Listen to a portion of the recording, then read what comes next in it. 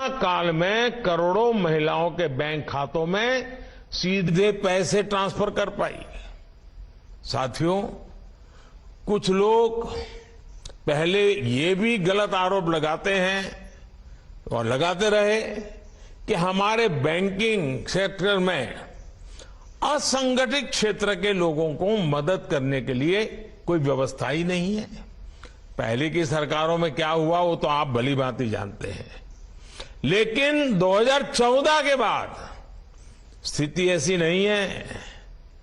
जब सरकार ने मुद्रा योजना के माध्यम से नौजवानों के बिना गारंटी लोन देने की ठानी, तो बैंक के लोगों ने इस योजना को आगे बढ़ाया। जब सरकार ने महिला सेल्फ हेल्प ग्रुप्स के लिए लोन अमाउंट को डबल कर दिया, तो ये बैंक के कर्मचारी ही थे जिन्होंने ज्यादा से ज्यादा सेल्फ हेल्प ग्रुप को आर्थिक मदद पहुंचाई। जब सरकार ने कोविड काल में एमएसएमई सेक्टर को मदद करने का फैसला लिया, तो ये बैंक कर्मचारी ही थे जिन्होंने ज्यादा से ज्यादा ऋण देकर एमएसएमई सेक्टर को बचाने में मदद की और 1.5 करोड़ से ज्यादा उद्यमियों का, जिसका रोजगार जाने की संभावना थी, उस छोटे छोटे उद्योगों को बचा करके 1.5 करोड़ से ज्यादा लोगों का रोजगार भी बचाया। जब सरकार ने किसानों के बैंक खाते में सीधे पैसे भेजने के लिए प्रधानमंत्री किसान सम्मान निधि योजना शुरू की, तो ये बैंक कर्मी ही है जिन्होंने इस योजना को टेक्नोलॉजी की मदद से सफल बनाने में कोई कसर नहीं छोड़ी। जब सरकार ने रेहड़ी पटरी और ठेले वालों के लिए, जो फुटपाथ पर बैठ करके अपने माल बेचते हैं, छोटी सी लॉरी लेकर के माल बेचते हैं, उनके लिए एक स्वनिधि योजना शुरू की, तो ये हमारे बैंक कर्मी ही हैं जो अपने गरीब भाई बहनों के लिए इतनी मेहनत कर। और कुछ बैंक ब्रांच ने तो ऐसे लोगों को ढूंढ ढूंढ करके, बुला बुला करके, उनका हाथ पकड़ करके इन रेहड़ी पटरी वालों को लोन देने के लिए काम किया है। आज हमारे बैंक कर्मियों की मेहनत की वजह से ही 50 लाख से ज्यादा रेहड़ी पटरी ठेले वालों के, उनको बैंक से मदद मिल पाई है। मैं हर बैंक कर्मचारी की सराहना करता हूं, उनका अभिनंदन करता हूं। और आप लोग भी अब जब बैंकिंग सेक्टर में जुड़ रहे हैं, तो एक नई ऊर्जा जुड़ेगी, नया विश्वास जुड़ेगा, समाज के लिए कुछ करने की एक नई भावना पैदा होगी। पुराने लोग जो परिश्रम कर रहे हैं, उसमें आपका परिश्रम जुड़ जाएगा। और मुझे पक्का विश्वास है कि हम बैंकिंग सेक्टर के माध्यम से गरीब तबके को मजबूत बनाना चाहते हैं। उसमें आप लोग आज ये नियुक्ति पत्र के साथ ही संकल्प पत्र लेकर के जाएंगे। साथियों, जब सही नियत से फैसले लिए जाते हैं, सही नीति बनाई जाती है, तो उसके परिणाम भी अद्भुत होते हैं, अभूतपूर्व होते हैं। इसका एक प्रमाण अभी कुछ ही दिन पहले देश ने देखा है। नीति आयोग की रिपोर्ट में आया है कि सिर्फ 5 साल के भीतर ही भारत में 13.5 करोड़ भारतीय गरीबी रेखा से ऊपर आ गए हैं। भारत की इस सफलता में सरकारी कर्मचारियों की भी मेहनत रही है।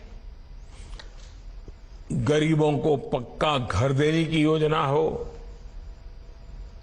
गरीबों के लिए शौचालय बनाने की योजना हो, गरीबों के घर में बिजली कनेक्शन देने की योजना हो, ऐसी अनेकों योजनाओं को हमारे सरकारी कर्मचारी ही गांव-गांव, घर-घर, जन सामान्य तक लेकर गए।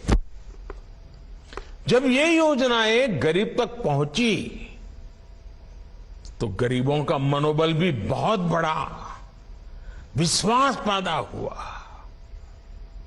ये सफलता इस बात की प्रतीक है कि हम मिलकर भारत से गरीबी दूर करने के प्रयास बढ़ाएं तो भारत से गरीबी पूरी तरह से दूर हो सकती है। और इसमें निश्चित तौर पर देश के हर सरकारी कर्मचारी की बहुत बड़ी भूमिका है। गरीब कल्याण की जो भी योजनाएं हैं, आपको खुद भी उनके प्रति जागृत रहना है और जनता को भी उससे जोड़ना है। साथियों, भारत में कम होती गरीबी का एक और पक्ष है। कम होती गरीबी के बीच देश में नियो मिडिल क्लास का लगातार विस्तार हो रहा है। इससे रोजगार के नए अवसर बन रहे हैं।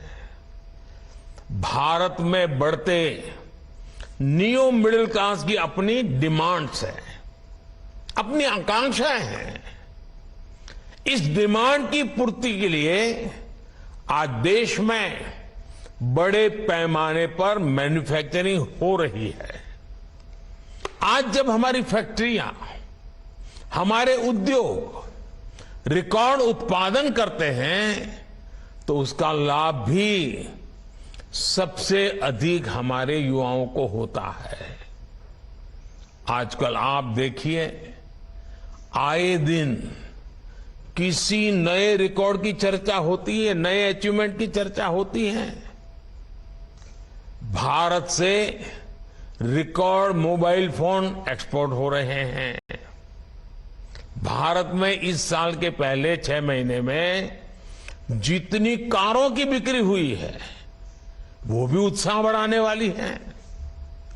इलेक्ट्रिक व्हीकल्स की भी भारत में रिकॉर्ड बिक्री हो रही है। ये सब देश में रोजगार बढ़ा रहे हैं, रोजगार के अवसर बढ़ा रहे हैं।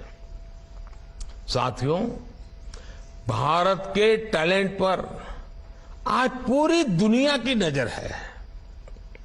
दुनिया में अनेक विकसित अर्थव्यवस्थाओं में लोगों की उम्र तेजी से बढ़ रही है।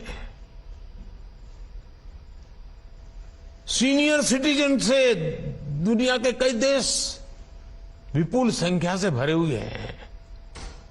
युवा पीढ़ी उनके यहां कम होती जा रही है। काम करने वाली आबादी घट रही है। इसलिए ये समय भारत के युवाओं के लिए बहुत मेहनत करने का है। अपनी स्किल, अपनी क्षमताओं को बढ़ाने का है।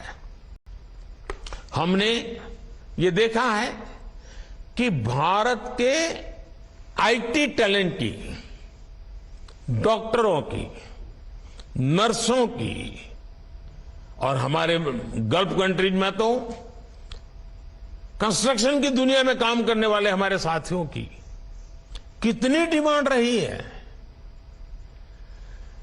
भारतीय टैलेंट की इज्जत हर देश में, हर सेक्टर में लगातार बढ़ रही है। इसलिए पिछले 9 वर्षों में सरकार का बहुत बड़ा फोकस स्किल डेवलपमेंट पर रहा है। पीएम कौशल विकास योजना के तहत लगभग 1.5 करोड़ युवाओं को ट्रेनिंग दी जा चुकी है। सरकार 30 स्किल इंडिया इंटरनेशनल सेंटर भी स्थापित कर रही है ताकि हमारे युवा ग्लोबल अपॉर्चुनिटी के लिए तैयार हो सके। आज देश भर में नए मेडिकल कॉलेज, नई आईटीआईज, नई आईआईटी, टेक्निकल इंस्टीट्यूट्स बनाने का भी अभियान जोरों पर चल रहा है।